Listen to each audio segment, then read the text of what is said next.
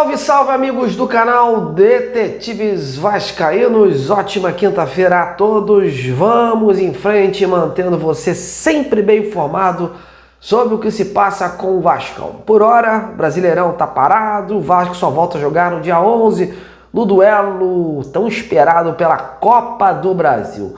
Mas a gente tem notícias sim senhor, tanto dentro de campo como fora dele. O time está treinando de olho no Botafogo, mas também de olho no Ceará.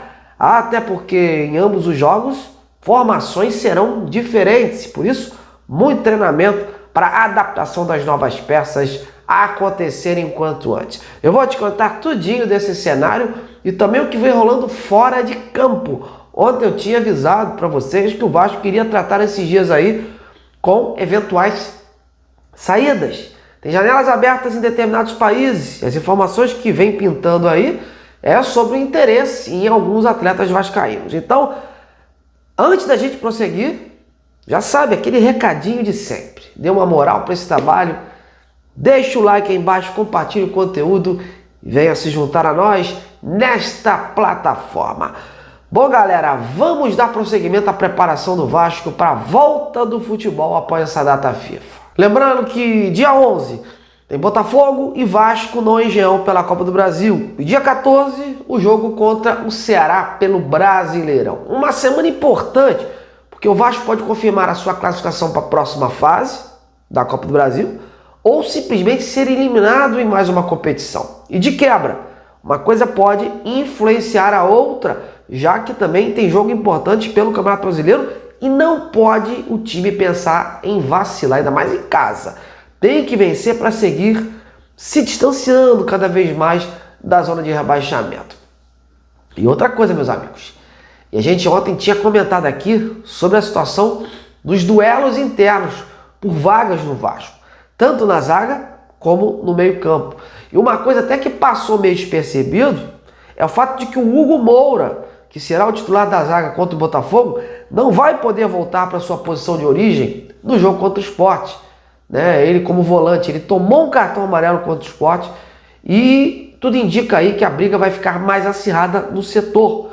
Muito embora nomes como Tietê, Paulinho, Thiago Mendes, que brigam aí com o Barros e o Cocão pela titularidade, estejam ainda sem treinar nesses dias por conta das últimas lesões.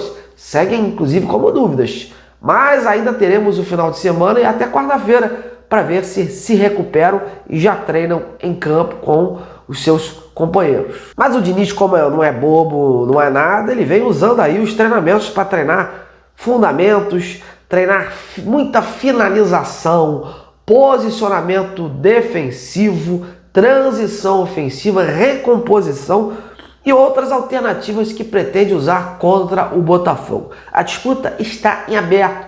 O Vasco tem mais de 90 minutos para buscar a classificação no tempo normal ou ir para as penalidades e tentar a vaga por lá. Mas a equipe tem confiança de que pode ir mais além, apesar das dificuldades de atuar contra um time organizado e que usa o seu campo, o gramado sintético, como um fator diferencial. Uma coisa que vem sendo comemorada no Vasco é esta data FIFA, que caiu numa boa hora para a equipe, com base nessas chegadas dos reforços. É o tempo aí fundamental para os novos jogadores aí irem aprimorando parte física, parte técnica e se adaptar aos novos companheiros. Isso sem falar das ideias, dos conceitos táticos do Fernando Diniz.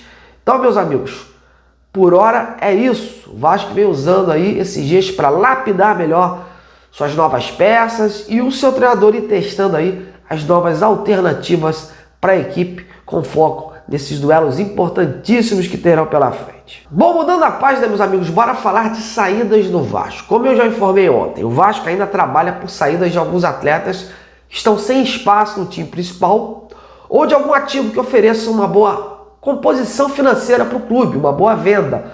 Sempre bom lembrar que há janelas importantes abertas pelo mundo, como México, Bélgica, Portugal e Emirados Árabes.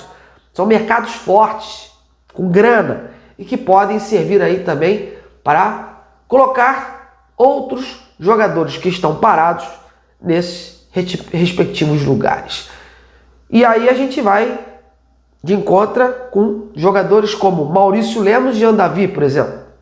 São atletas que estão sem espaço, muito embora esses jogadores estejam ainda treinando com o grupo e participando normalmente das atividades, mas dificilmente vão voltar a ser relacionados pelo Fernando Diniz. Só em caso aí de uma zebra muito grande, de muito atleta estiver aí com contusão, com lesão, mas o Vasco contratou muitos jogadores, vai ser muito difícil esses atletas voltarem a ser relacionados. O próprio Riquelme também não vem sendo colocado pelo Diniz nos treinamentos como lateral esquerdo.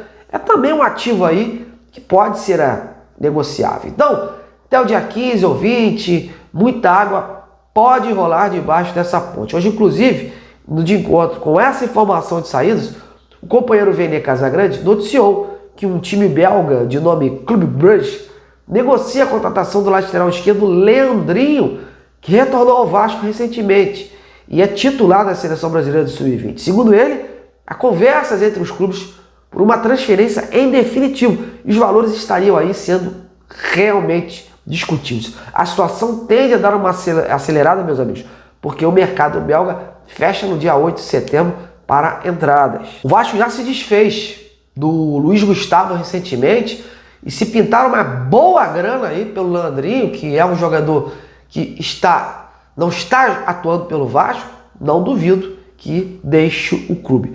Vale destacar que o Leandrinho ele tem contrato com o Vasco até janeiro de 2027 e ele chegou ao clube aos 7 anos de idade, passou aí por todas as etapas de formação. O Vasco chegou inclusive, mais precisamente ano passado, a receber ofertas vindas da Arábia pelo jogador, ofertas de venda mesmo, né, para comprar o atleta. Mas na ocasião, né, achou o preço muito em conta aí por todo o potencial do jogador. Então veremos agora o que vai rolar diante dessa falta de oportunidade do lateral. E se o jogador tem mesmo a intenção de repente ir para a Bélgica e ficar escondido lá no mercado assim belga, que já que ele vive sendo chamado para a seleção sub-20. É óbvio que o jogador também vai ter que ver, né, o cascalho. E por falar em sub-20, um outro atleta também, jovem do Vasco, está sendo aí pretendido por clubes dos Emirados Árabes. É o que formou hoje os colegas do Globoesporte.com. O Léo Jacó, artilheiro do time de juniores do Vasco. Atacante pertence ao Nova Iguaçu e o Vasco tem ele emprestado até o fim de janeiro do próximo ano, né, com uma opção de compra de uma determinada fatia aí de seus direitos. Pelo que eu apurei, ainda não há nada concreto, apenas consultas mesmo por condições para uma eventual compra em definitivo. Mas o Vasco tem a preferência aí dessa opção junto ao Nova Iguaçu. Até o momento não fez nada junto ao Clube da Baixada, viu? Então o Vasco não procurou o Nova Iguaçu para fechar uma compra que estaria abaixo de R$1 milhão, até porque o Vasco estava em outras frentes. E caso realmente se concretize uma proposta em outro país, aí sim o Vasco vai avaliar e tomar a melhor decisão por esse garoto. Meus amigos, muitas informações. Você achava que a gente não ia ter as informações por conta dessa parada de futebol, mas o Vasco segue trabalhando aí nos bastidores, enquanto o Diniz trabalha no campo com os reforços que foram dados para ele, colocados para ele.